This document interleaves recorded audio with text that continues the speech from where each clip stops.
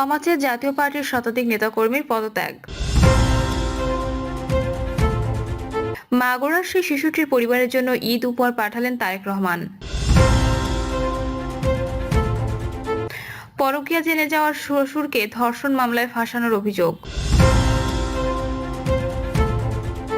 এবং সর্বশেষ জানাবো বাংলাদেশের নির্বাচন নিয়ে ভারতের এত তাড়া কেন।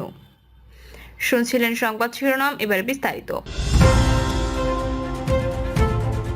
ক্ষমা চেয়ে জাতীয় পার্টির শতাধিক নেতাকর্মীর পদত্যাগ। জাতির কাছে ক্ষমা চেয়ে জাতীয় পার্টির সাধারণ সম্পাদক সহ শতাধিক নেতাকর্মী পদত্যাগ করেছেন। তারা সবাই চাঁদপুরের মতলব দক্ষিণের নেতাকর্মী। আজ উপজেলার একটি কমিউনিটি সেন্টারে সংবাদ সম্মেলন করে পদত্যাগের ঘোষণা দেন তারা। পদত্যাগের বিষয় তুলে ধরে সংবাদ সম্মেলনে বক্তব্য দেন উপজেলা জাতীয় পার্টির সাধারণ সম্পাদক DM আলাউদ্দিন। তিনি বলেন, জাতীয় পার্টি থেকে পদত্যাগ করার কারণ একটাই, ফ্যাসিস্ট সরকারের আমলে এই দল ফ্যাসিস্ট সরকারকে সমর্থন দিয়েছে, যার কারণ মনে করি আমরা অপরাধী, যার কারণে জনগণের কাছে ক্ষমা চেয়ে পদত্যাগ করেছি। উপজেলায় 151 সংখ্যা সদস্য বিশিষ্ট কমিটি, এখান থেকে 90% নেতাকর্মী পদত্যাগ করেছেন। তিনি আরো বলেন, আমরা এই সরকারকে সমর্থন করি, যারা ছাত্র জনতার আন্দোলনকে সমর্থন করি। পদত্যাগ করা এসব নেতাকর্মী নতুন রাজনৈতিক দল জাতীয় নাগরিক পার্টিতে যোগ দেবেন বলে এলাকায় গুঞ্জন আছে, তবে তারা বলছেন এখনো এমন কোনো সিদ্ধান্ত হয়নি। মাগুরার সেই শিশুটির পরিবারের জন্য ঈদ উপহার পাঠালেন তারেক রহমান। মাগুরায় ধর্ষণ ও নির্যাতনে নিহত সেই শিশুটির পরিবারের পাশে দাঁড়িয়েছেন বিএনপির ভারপ্রাপ্ত চেয়ারম্যান তারেক রহমান। পবিত্র ঈদ উল ফিতর উপলক্ষে শিশুটির পরিবারের জন্য বিশেষ ঈদ উপহার পাঠিয়েছেন তিনি। সকালে শ্রীপুর উপজেলার জারিয়া গ্রামে উপস্থিত হয়ে তারেক রহমানের পক্ষ থেকে ঈদ উপহারটি ওই পরিবারের হাতে তুলে দেন বিএনপির কেন্দ্রীয় নেত্রী ও সাবেক সংসদ সদস্য অ্যাডভোকেট নেওয়াজ হালিমা আরলি। পরকীয়া জেনে যাওয়ায় শ্বশুরকে ধর্ষণ মামলায় ফাঁসানোর অভিযোগ। নোয়াখালীর কোম্পানিগঞ্জে পরকীয়ার ঘটনা জেনে যাওয়ায় শ্বশুর আহসান উল্লাহকে ধর্ষণের মামলায় ফাঁসানোর অভিযোগ উঠেছে পুত্রবধূর বিরুদ্ধে। দুপুরে সংবাদ সম্মেলনে এ অভিযোগ করেন আহসান উল্লাহর স্ত্রী ও পরিবারের অন্য সদস্যরা। সংবাদ সম্মেলনে আহসান উল্লাহর স্ত্রী হাসিনা আক্তার বলেন, আমার ছেলে প্রবাসে থাকার সুবাদে এক টিকটকারের সঙ্গে পুত্রবধূ পরকীয়ায় জড়িয়ে পড়ে। স্বামী বিদেশ থাকার সুবাদে ওই মেয়ে বারবার বিভিন্ন মানুষকে প্রেমের প্রলোভন দেখিয়ে প্রতারণা করে, যার নালিশ তার শ্বশুরের কাছে আসে। ব্যাপারে তার শ্বশুর তাকে জিজ্ঞাসা করলে সে অকপটে স্বীকার করে বলে, আপনার কি কোনো সমস্যা? এক পর্যায়ে আমার ছেলের বউ তার পরকীয়ার কথা স্বীকার করে বলে, হ্যাঁ আমি পরকীয়া করি।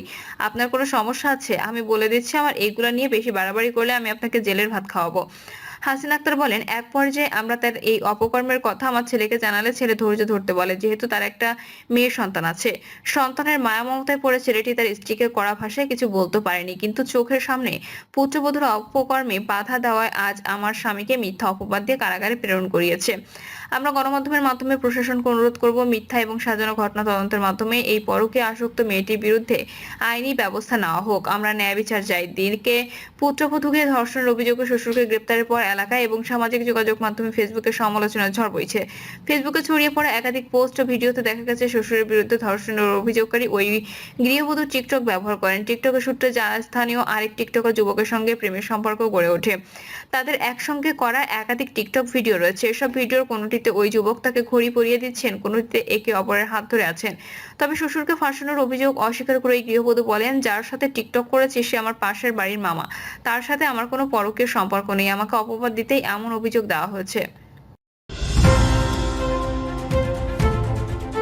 বাংলাদেশের নির্বাচন নিয়ে ভারতের এত তাড়া কেন?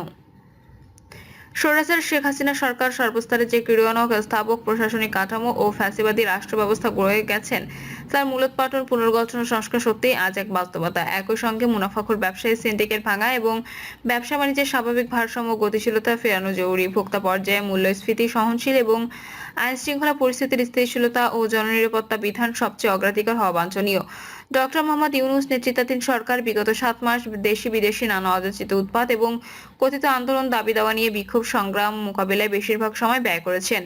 রাষ্ট্র কাঠামো পুনর্গঠন ও সংস্কার দূরে থাক, একটি সুষ্ঠু অবাধ বিশ্বাসযোগ্য নির্বাচন করার মতো প্রস্তুতি নেওয়া সম্ভব হয়নি। সুতরাং সবকিছুর আগে সরকারের স্থিতিশীলতা প্রয়োজন। অন্তর্বর্তী সরকারের প্রতিনিধি ও রাষ্ট্রের সর্বস্তরে বিদ্যমান প্রশাসনের মধ্যে বোঝাপড়ার ঘাটতি দূর হয়নি। এক বছরের রাষ্ট্র কাঠামোতে আহামরি সিস্টেম ডেভেলপ হয়নি বা রাষ্ট্রকে স্বয়ংক্রিয়ভাবে কার্যকর করা যায়নি, বরং যেটুকু করা গেছে হাসিনা স্বৈরাচারী 1.5 দশকে তাও ভেঙে পড়েছে। এছাড়া রক্তাক্ত একটি গণবিপ্লব পরবর্তী রাষ্ট্রের সর্বস্তরের ভারসাম্য এবং আদেশ নির্দেশ ও আনুগত্যের জায়গা দুর্বল করে পড়েছে। এই কারণে সরকার ও প্রশাসনের স্থবিরতা অসম্ভব কিছু নয়। এখন প্রয়োজন সরকার এবং প্রশাসনের পারস্পরিক বোঝাপড়া, গতিশীলতা, প্রয়োজনীয় সংস্কার এবং রাজনৈতিক ও জাতীয় ঐক্য। তারপরই ভারতীয় জাতীয় নির্বাচন নিয়ে ভাবার বিষয়টি আসতে পারে। জাতীয় নির্বাচনের আগে রাষ্ট্রের গোটা সিভিল প্রশাসন, বিচার বিভাগ, নির্বাচন কমিশন এবং এর প্রশাসনিক পুনর্গঠন ও সংস্কার, আইন শৃঙ্খলা বাহিনীর পুনর্গঠন ও সংস্কার অতীব জরুরি। সংসদের নির্বাচনী এলাকা পুনর্বিন্যাস ও বিশ্বাসযোগ্য ভোটার তালিকা হালনাগাদের বিষয়টি আবশ্যিক। নতুন ভোটার অন্তর্ভুক্ত এবং মৃত্যুজনিত কারণে ভোটার তালিকা সংশোধনের বিষয় কম গুরুত্বপূর্ণ নয়। নতুন নির্বাচন কমিশনকে এজন্য যৌক্তিক সময় দেওয়া জরুরি।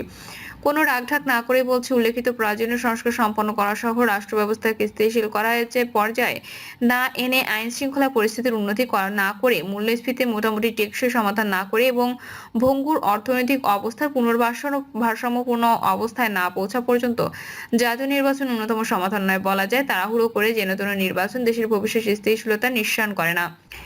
বিশ্লেষক বিশেষজ্ঞদের অনুমতি, ধারণা ও বাস্তবতা নিরিখে বলা যায়, সব স্তরে প্রয়োজনীয় সংস্কার শেষ করতে কমপক্ষে 3 বছর সময় প্রয়োজন। বিপ্লবোত্তর রাষ্ট্রের সর্বস্তর রাজনীতি, অর্থনীতির স্থিতিশীলতা ফেরানো প্রয়োজন। তার আগে নির্বাচন হলে আগের জায়গায় ফিরবে দেশ। সুতরাং রাষ্ট্র কাঠামোর সার্বিক পুনর্গঠনের জন্য গণপরিষদ নির্বাচনের যে দাবি উঠেছে তা যৌক্তিক ও সময়োপযোগী। অনস্বীকার্য বিপ্লবোত্তর জন আকাঙ্ক্ষা ধারণে বিএনপির মতো বৃহৎ রাজনৈতিক শক্তির অবস্থান নিয়ে জনমনে সংশয় তৈরি হয়েছে। বিশেষ করে রাষ্ট্র কাঠামো সংস্কার, সংবিধান পুনর্লিখন ও আওয়ামী লীগ রাজনীতির ভবিষ্যৎ নির্ধারণ প্রশ্নে। এসব বিষয়ে সুস্পষ্ট সমাধানই মূলত ভবিষ্যৎ রাজনীতির ইতিবাচক স্থিতিশীলতা ও গতি প্রকৃতি নির্ধারিত হওয়ার কথা। যদি সত্যি জুলাই বিপ্লব ঘোষণা না হয় অথবা গণপরিষদ নির্বাচনের মাধ্যমে সংবিধান সংস্কার বা পুনর্লিখন না হয়, সর্বোপরি রাষ্ট্র কাঠামো সংস্কার ছাড়া আমরা জাতীয় নির্বাচনের দিকে মনোযোগী হই, তবে জেনে রাখুন, দেশ অবধারিতভাবে এত বছরের পশ্চাৎপদ রাজনৈতিক জঞ্জালকে উতরাতে পারবে না। সংকট জিইয়ে থাকলো আওয়ামী লীগের রাজনীতি পুনর্বাসনে ভারত কিছু পশ্চিমা মোড়লের একাত্মকে সমর্থন জানানোর ইঙ্গিত হলো দ্রুত নির্বাচন দাবি। দেশের প্রধান রাজনৈতিক শক্তি বুঝে বা না বুঝে সেই ফাঁদে পা দিয়েছে, অথবা গণবিপ্লবের পর নতুন কোনো রাজনৈতিক শক্তি বিকল্প হিসেবে দাঁড়িয়ে যায় কিনা এমন আশঙ্কা থেকে দ্রুত নির্বাচন দাবি বিএনপির মতো রাজনৈতিক দলের জন্য প্রাসঙ্গিক। ইতিহাস বলছে, দেশে বড় আন্দোলন, গণঅভ্যুত্থান বা বিপ্লবের পরই নতুন শক্তি রাষ্ট্র ক্ষমতায় এসেছে। উদাহরণ 75-90 এর পটভূমি। বিশেষ করে 75-এর অভ্যুত্থান ও 90-এর গণঅভ্যুত্থান পরবর্তী বেনিফিশিয়ারি দলের নাম বিএনপি। 75-এ শেখ মুজিবুর রহমান ও তার বাকশালের পতনের পর বিএনপি প্রতিষ্ঠার লাভ এবং রাষ্ট্র ক্ষমতা অধিষ্ঠিত হওয়া, একইভাবে 90-এ সামরিক শাসক স্বৈরাচার হুসেইন মোহাম্মদ এরশাদের পতনে বিএনপির ফের ক্ষমতায় ফেরা অন্যতম দৃষ্টান্ত। 24-এর গণঅভ্যুত্থান পরবর্তী বিএনপি এখন নিজেদের ক্ষমতার কাছাকাছি ভাবছে, তবে দ্রুত নির্বাচন না হলে সে সুযোগ হাতছাড়া হয় কিনা এমন ভয় দলটির মধ্যে থাকা অতীত ইতিহাসের বাস্তবতা। বিভিন্ন মাধ্যমে গুঞ্জন রয়েছে, আওয়ামী লীগ পুনর্বাসন ভারত পশ্চিমা কোনো লবিকে কাজে লাগাচ্ছে। লীগকে রাজনীতিতে ফেরাতে দেশের প্রধানশাহী রাজনৈতিক শক্তির সঙ্গে নেপথ্যে ভারতের হয়ে পশ্চিমা শক্তি মধ্যস্থতা করেছে। চলছে দেন দরবার সুপারিশ।